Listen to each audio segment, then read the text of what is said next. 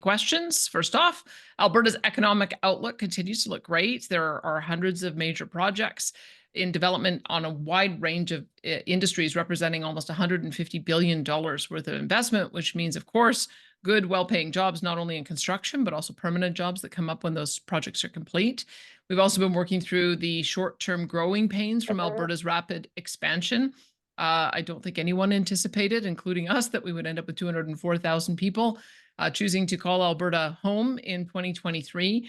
But we have also seen that attracting so many new Albertans at once has put a lot of pressure on a lot of systems. It's put a spotlight on housing availability and attainability, on rental rates, on schools, on family doctors, on affordability across the board. And so we've been working hard to address these issues. So the first one, I would say, in the area of residential housing construction, our builders have done an amazing job. We are on track to set an historic record for housing starts this year. The province continues to build the homes Albertans need, and monthly data from the Canadian Mortgage and Housing Corporation shows that Alberta continues to be on track to set an historic record this year. So I think we've seen something in the order of about a 56% year-over-year increase in housing starts from last year. So the plan is working with the municipalities to clear away some of the barriers on permits has been working, and we're going to continue with that. January to August has seen almost a 30% increase in new home construction, which actually is a 44% increase over last year. You may also have heard that we're looking to accelerate our promised tax cut. Of course, our number one concern was making sure that when we delivered the tax cut, it didn't put us into a deficit position. But looking at the numbers currently and finding ways to reprofile some of our spending, my finance minister is quite confident that we'll be able to accelerate that. And so we'll have more to say about that in the budget in February. We also had an important announcement this week. On Wednesday, we announced the School Accelerator Program, and the new program will allow us to complete construction on about 50,000 new student spaces over the next 3 years, building at a rate of 30 schools per year each year. And we'll be able to complete and open about 150,000 additional new spaces in the 4 years after that. This is the fastest and largest build our province can manage, given the capacity of our construction workforce, the time it takes to permit and prepare and service available school sites. But what we've told our municipalities and our school boards is if they can get the site ready, we will be ready to move them along to each stage of the design planning and construction funding process. We're also committed to providing school choice for parents, and this program aligns with that commitment. So we've committed to 12,500 charter school spaces. Charter schools, as you know, are public schools that deliver programming working directly with the province as opposed to through a school board. And one of the requirements of them is that they do not charge tuition. So we want to be able to provide some school construction support there.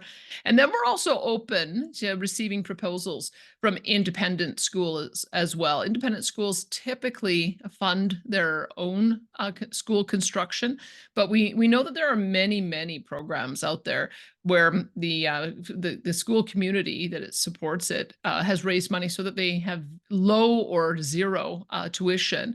And so one of the things we've heard as a barrier is being able to get some of the funding to find appropriate space. So we're open to receiving proposals on that. I don't know how many will come in, but that's another avenue that we would be able to use potentially for bridging that gap. I mean, I visited a number of cultural community schools, CALSA schools.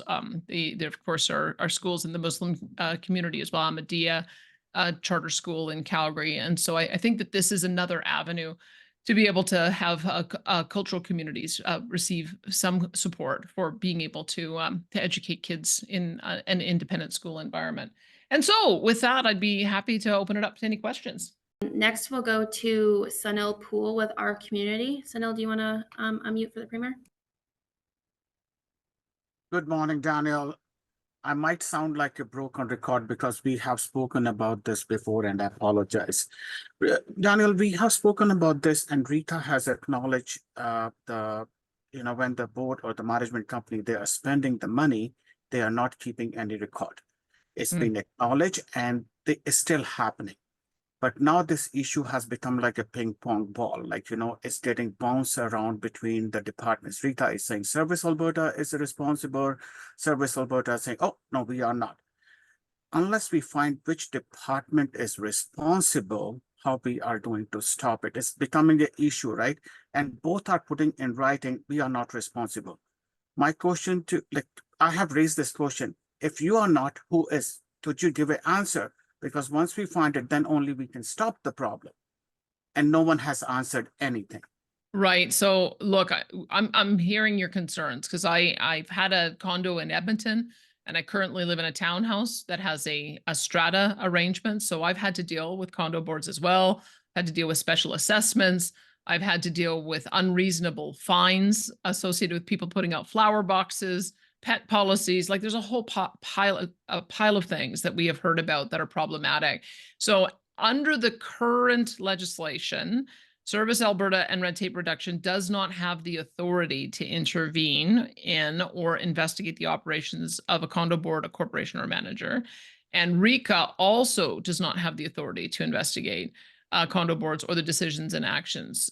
So we do, but what we have had happen is that we have left it to a private legal matter so that people can pursue it that way to ensure that your rights are fully protected. However, Service Alberta has heard not only your concerns, but the concerns of others. And we've been engaging with industry so that we can develop a condominium dispute resolution tribunal. That would make it a lot less expensive.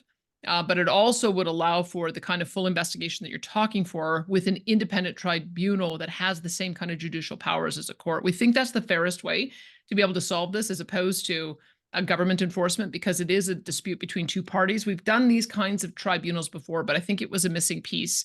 So the things that we've heard that they want it to cover is disputes over condo fees and special assessments, repairs, bylaw violations, maintenance, and any other decision made by the condo board. So the minister's in the process of collating that information and getting approval through our cabinet policy committee, our cabinet, and our caucus. That's sort of the process that we go through before something gets introduced in the legislature.